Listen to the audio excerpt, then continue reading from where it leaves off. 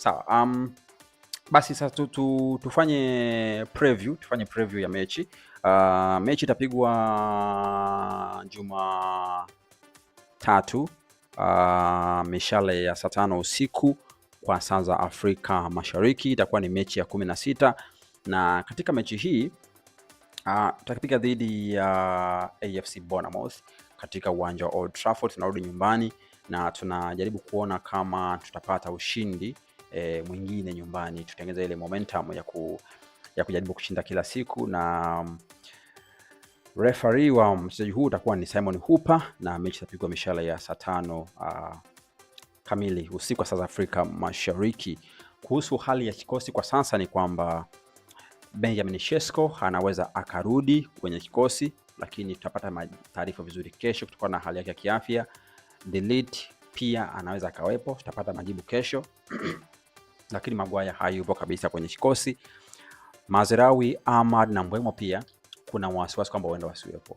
Jana Ruben Amorim amesema kwamba leo watapata majibu ama kesho, ikiwa watakuwepo kwenye mechi hiyo au kama watahitaji kusafiri kwenda kwenye AFCON au kama watatumia mechi hii ya mwisho alafu baada ya hapo ndo wasafiri. Kwa hivyo tusubiri tuone kufika kesho, lakini naamini watakuwepo.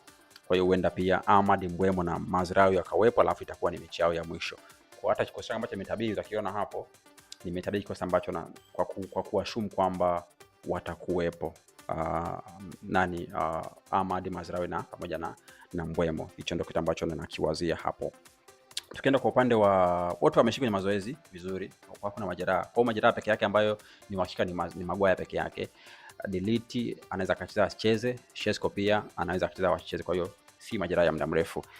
Kuhusu Bournemouth, Tyler Adams ambaye ni kiungo ambaye tumehusishwa naye pia kumsajili Januari, amerudi baada ya suspension, atakuwepo. Lakini pia Lewis Cook ambaye huyu pia anabaki, alipata kadi nyekundu, kwa hiyo hata kuwepo kwenye kikosi, kwa wanamkosa Lewis Cook. Lakini pia Senesi pia anarudi baada ya kutoka sare ya bila na kucheza vibaya katika mchezo huo dhidi ya Chelsea mechi iliyopita.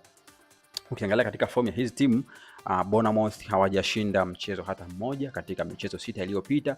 Kwa hivyo maana yake ni kwamba hawapo kwenye form nzuri sana, lakini kama alivyo kawaida timu nyingi huwa zinaibukia kwa Manchester. Kwa hivyo hatupaswi kuichukia mechi hii kirahisi, na kama ambavyo Amiri Abdul ananiambia hapo, inaitwa ni must win game. Lazima tushinde mchezo huu, hatuwezi kuruhusu kushinda. Liverpool leo kashinda 2-0 mechi iliyopita itoka Salah, lakini ameanza kupata momentum Liverpool. Salah leo ametoa assist, amerudi kwenye kikosi.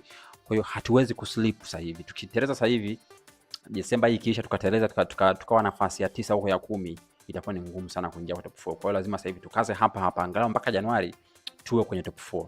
Baada ya hapo tunaweza kuona tukakoma tukatafuta matokeo alafu tukatoboa top 4 top 5 tukaenda Champions League mwakani. Inawezekana. Kwa lazima tuwe makini kipindi hiki, sio cha kupoteza kabisa mechi.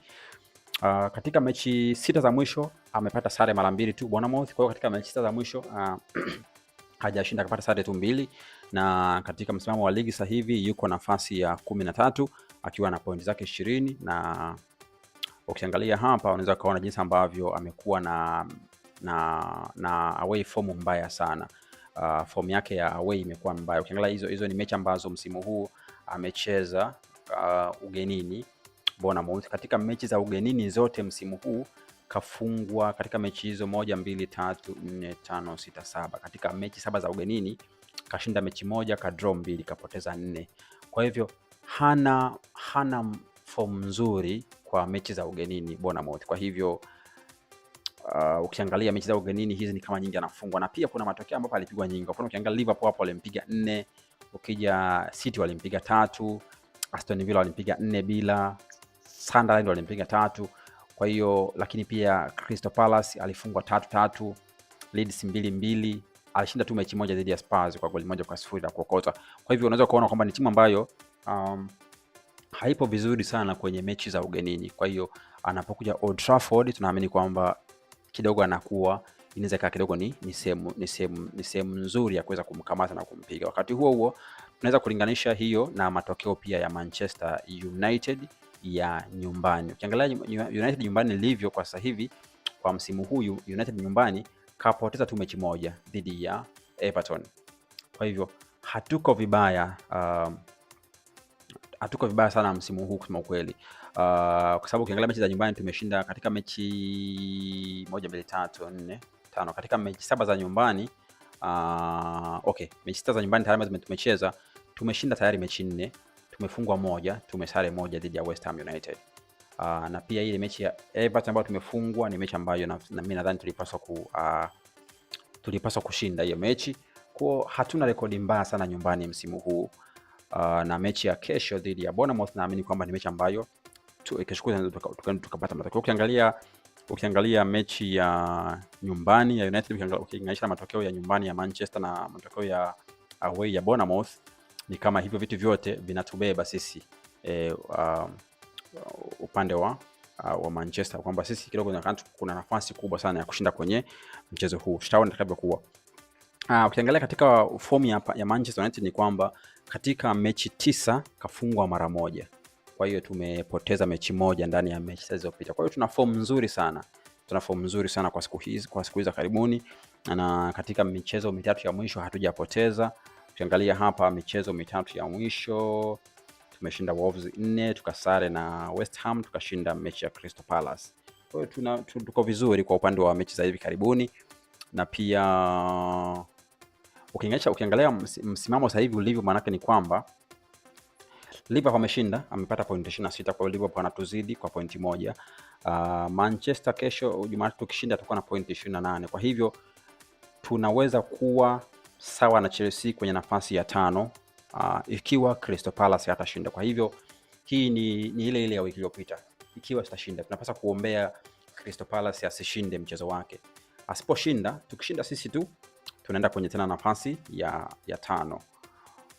Lakini Crystal Palace akishinda mchezo wake atakuwa na point 29. Kwa hiyo obvious sisi the maximum point tunaweza kupata ni 28, kwa hiyo tutakuwa chini yake obvious. Kwa hivyo inabidi tumuombee Crystal Palace apoteze ama atoke sare, ili sisi tukishinda kesho tuende pale nafasi ya 5 nyuma ya Chelsea, kwa sababu tutakuwa tunazidiwa Chelsea anatuzidi magoli 8 kwa goal difference. Kwa hiyo hiyo ni gap kubwa, tuweze kushinda magoli 9 kesho kutwa. Kwa hiyo it's not possible. Kwa hiyo obvious kushinda tunazidi kuwa nafasi 6. Kwa hiyo hatuwezi kubali kupoteza, kwa sababu pia tukipoteza maana yake tutakuwa chini ya Liverpool kwa pointi 1. Kwa hivyo as of now tuko nafasi ya 7. Kwa hiyo tukipoteza tunaweza kuwa nafasi mbaya zaidi.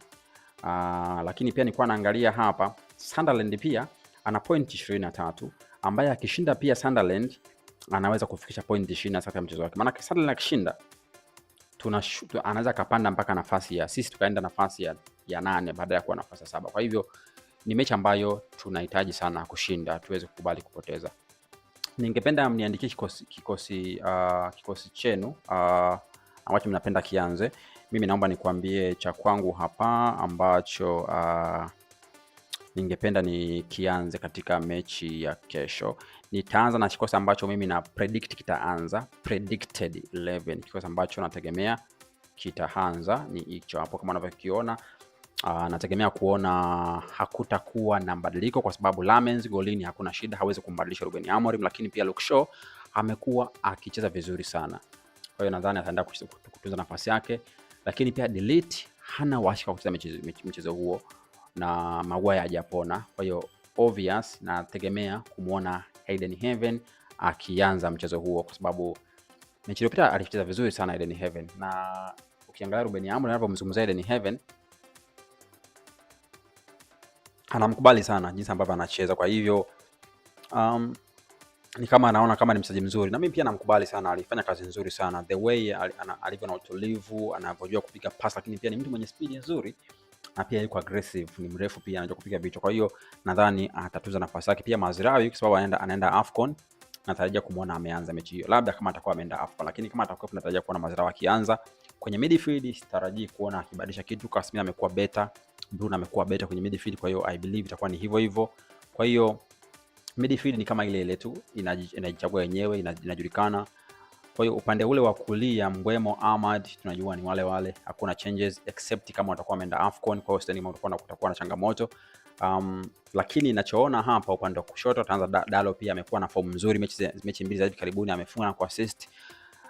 Nategemea kumuona Mount akianza. Mount jana nilikwambia katika michezo ambayo tumecheza na Mount tumekuwa bora kuliko. Katika michezo 8 tumeshinda 6 ambayo tumecheza na Mount, alafu katika michezo 8 ambayo tumecheza bila Mount tumeshinda mara 2. Kwa hivyo tuna umuhimu sana tunakuwa bora sana tukiwa na Mount kwenye kikosi. Kwa hiyo naamini kabisa kwamba Mount atakuwa kwenye mchezo huo na Kunya pia ataanza.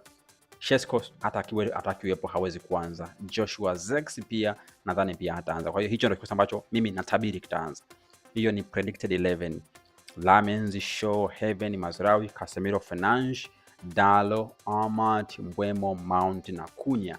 Kwenye Kunya na Mount inaweza kawa namba 9 Mount, Kunya 10 ama whatever, wanaweza wakaenda change. Hicho ndio kikosi ambacho mimi nadhani Ruben Amorim anaichukua. Kwa wale ambao mnatabiri kwenye application kule ya Manchester United, unaweza ukatabiri hicho kikosi ambacho ndo nadhani kwamba kitaweza kuanza mchezo wa kesho. Alafu Ali Musinyo anasema kwamba umepatia, tutaingia nayo hivyo hivyo, asante sana. Lakini pia anajua kwamba anasema kwamba kaka, malalamiko yetu ufanye mpango wafikishe Red Devils. Unafikiria wasomi? Nyie mnadhani wasomi malalamiko ya mashabiki wanasoma sana?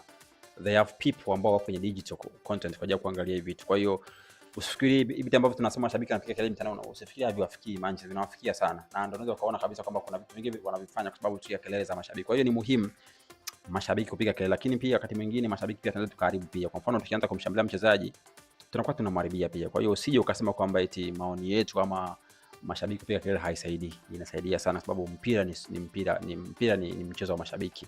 Mashabiki ni watu muhimu sana na klabu huwa zinasikiza sana mashabiki. Asante sana kwa maoni yako. Bwana Amili Abdi anasema kaka, naomba unielekeze comment kwenye shorts. Nitajaribu kuangalia jinsi ya kufanya, lakini sidhani kama ninaweza comment kwenye shorts. Kaka malalamiko. Okay, shasoma hiyo. Belibo anasema mechi ya Jumatatu wakina Mbeumo atakuwepo. Nadhani watakuwepo. Nilishasema hilo kama watakuwa hawajaondoka. Kesho tutapata taarifa nzuri sana. Kesho jioni tutakuwa tushajua kama watakuwepo ama watakuwepo. Kama watakuwepo, hicho ndio kitu ambacho nakiona hapo. Kama watakuwepo ni kikosi kile ambacho nilikwambia mwanzoni, ambacho nadhani kwamba huenda wasiwepo. Alafu Ali Musinyo pia anasema kwamba hujakosea Mr. Nandez huko pamoja na mimi kwenye kikosi. Kweli game itakuwa ngumu, huyo ni Sakombo, ni kweli, lakini anasema kwamba tutafunga angalau 2-1. Mimi nadhani tutashinda hii mechi. Tena sio 2, tutashinda goli nyingi zaidi.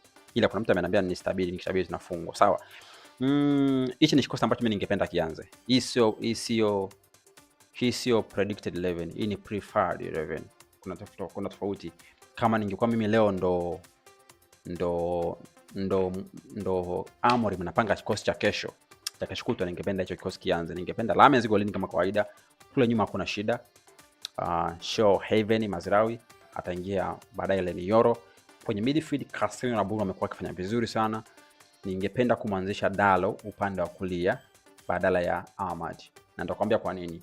Kwa sababu ningependa kufanya hivyo kwa sababu upande upande wa kushoto wa Bournemouth anacheza Antoine Semenyo ambaye yuko very efficient kwenye kukimbia, kwenye kuingia ndani ya box, kwenye kupiga cross na kwenye kufunga.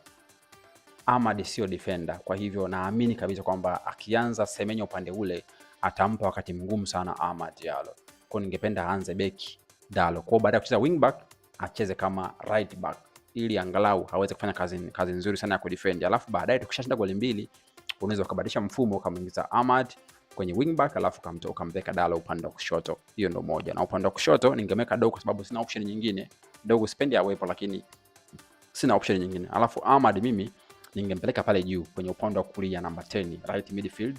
Acheza na Mbeumo alafu namba 9 akae Mason Mount kwa sababu Shesko ameumia, lakini pia ningependa Kunya aanzie bench kwa sababu nimemwona mechi kama hivi karibuni Kunya toka amerudi majeruhi hajawa ile fit kabisa. Kwa hiyo naona kabisa kwamba kuna kitu kinapelea kwa upande wa Matthew Kunya. Kwa hiyo ningependa aanzie bench kwenye mechi hiyo. Kwa hiyo kama mimi ningekuwa napanga kikosi ningependa kuanza na kikosi hicho. Sharufu anasema ni mechi kesho kutwa. Ni mechi kesho kutwa ndio. Sio kesho. Mechi ni kesho kutwa. Mechi inachezwa Jumatatu mishala ya saa 5 kamili usiku. Lakini itakuwa ni mechi ngumu sana ambayo mimi nadhani itatupa wakati ngumu sana kupambana nayo. Sawa guys, kwa hiyo hili ilikuwa ndo preview ya mechi ya leo. Naomba ni kidogo comment tena nyingine. Anasema kaka, nasikia anataka kurudi Manchester, mbona nahisi kuboreka na huyo jamaa atarudi. Hata akirudi anakuja. Ameenda kwa mkopo, kwa hiyo obvious atarudi, lakini atakuja tu kuuzwa. Hawezi kuja kucheza tena Manchester. I don't think there is a way kumrudisha Onana Mabaini kwenye kikosi. Plan ya klabu ni kwamba dirisha likifunguliwa la Januari ama mwezi wa 6 watasajili mtu mwingine wa kuja kumpa competition bwana Lamens, sio kuja kuingia kama alivyokuwa Onana ama nani, hapana. Itakuwa ni mtu kichaa ambaye atamrudisha Onana kwenye ile timu.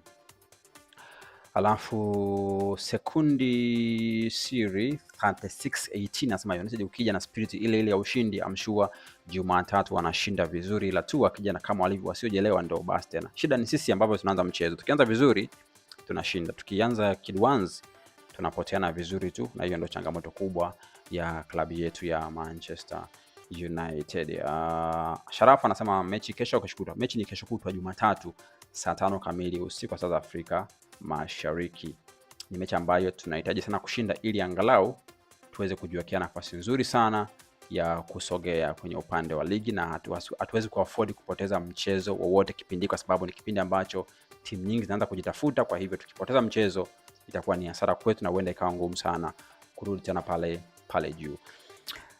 So guys, hizo ndo habari chache ambazo nimekuandalia leo. Naomba na kushukuru sana kwa kunisaidia kuwepo hapa pamoja nami. Asante kwa comment yako, asante kwa maoni, asante kwa ushauri, lakini pia asante kwa kusubscribe na kushare video zetu.